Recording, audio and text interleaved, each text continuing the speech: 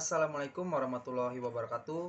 Perkenalkan, nama saya Rahmat Farhanakdan, mahasiswa Universitas Teknokraт Indonesia, Fakultas Ekonomi dan Bisnis, program studi S1 Manajemen, kelas Manajemen 19E, NPM 194111116.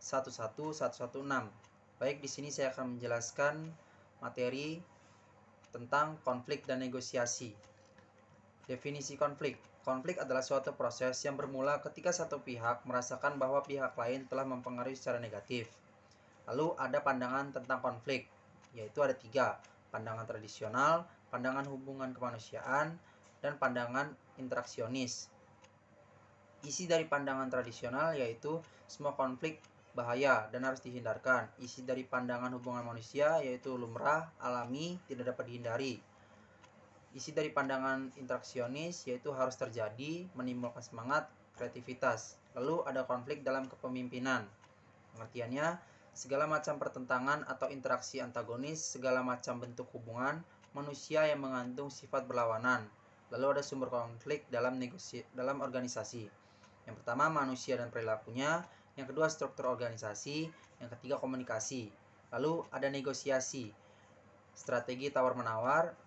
Yang pertama, ada 2 pendekatan umum negosiasi, tawar-menawar, distributif, dan integratif. Yang kedua, tawar-menawar distributif. Yang ketiga, ciri-ciri yang paling menunjukkan adalah tawar-menawar itu berlangsung dengan kondisi kalah atau menang. Yang terakhir, tawar-menawar integratif adalah bernegosiasi yang berlangsung dengan menciptakan win-win solution. Lalu yang kedua, ada materi tentang kebijakan dan praktik sumber daya manusia, yaitu metode analisis pekerjaan yang terkenal ada 4. Yang pertama, observasi. Penganalisis melihat karyawan langsung atau meninjau film karyawan dalam pekerjaan. Yang kedua, interview. Menyeleksi pelaksana pekerjaan di interview secara ekstensif dan pengaruh jumlah yang di interview dikombinasikan dalam analisis pekerjaan. Yang ketiga, catatan harian. Pemegang wewenang analisis pekerjaan mencatat aktivitasnya dan jumlah waktu yang terlewatkan sebagian dalam catatan harian atau buku harian. Dan yang terakhir, kuesioner. Pemegang wewenang pengecekan atau hal penyamaan dalam pekerjaannya dan catatan pada tugas pokok yang mungkin. Lalu ada praktek seleksi analisis pekerjaan atau lanjutan. Yang pertama, uraian jabatan, yaitu suatu pernyataan tertulis mengenai apa yang dilakukan oleh pelaksana pekerjaan, bagaimana itu dilakukan dan mengapa dilakukan. Yang kedua, spesifikasi pekerjaan. Menetapkan kualifikasi minimum yang dapat diterima yang harus dimiliki seorang karyawan untuk melakukan suatu tugas tertentu dengan sukses. Lalu ada perangkat seleksi, yaitu wawancara.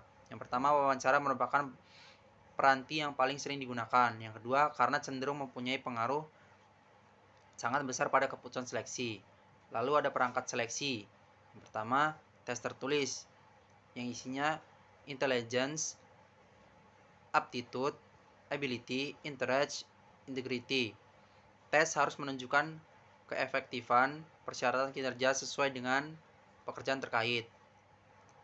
Lalu ada tes simulasi kinerja berdasarkan persyaratan kinerja dengan pekerjaan terkait. Lalu hasil validasi atau korelasi dengan prestasi kerja, kemampuan dan kepribadian yang unggul dalam tes tertulis. Contoh kerja, membuat contoh kecil pekerjaan untuk mengevaluasi kinerja yang dimiliki calon pelaksana kerja. Lalu ada pusat pelatihan, perangkat simulasi tes kinerja didesain untuk mengevaluasi potensi calon manajer.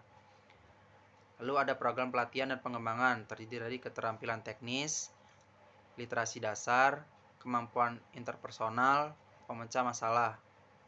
Lalu ada pelatihan formal, individualisasi untuk mencocokkan gaya belajar karyawan, yang isinya bacaan, partisipasi, dan eksperiental latihan, belajar, metode pembelajaran, lekturis, alat peraga.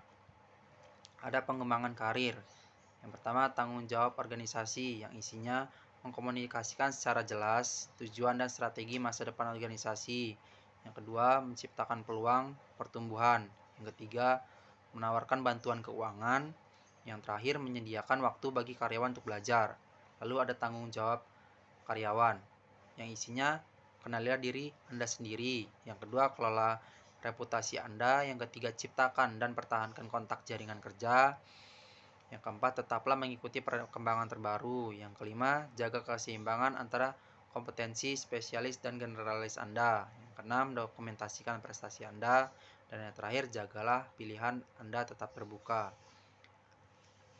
Lalu ada evaluasi kinerja. Tujuan evaluasi kinerja yaitu evaluasi digunakan untuk keputusan sumber daya manusia yang umum seperti promosi, transfer, dan pemusatan hubungan kerja.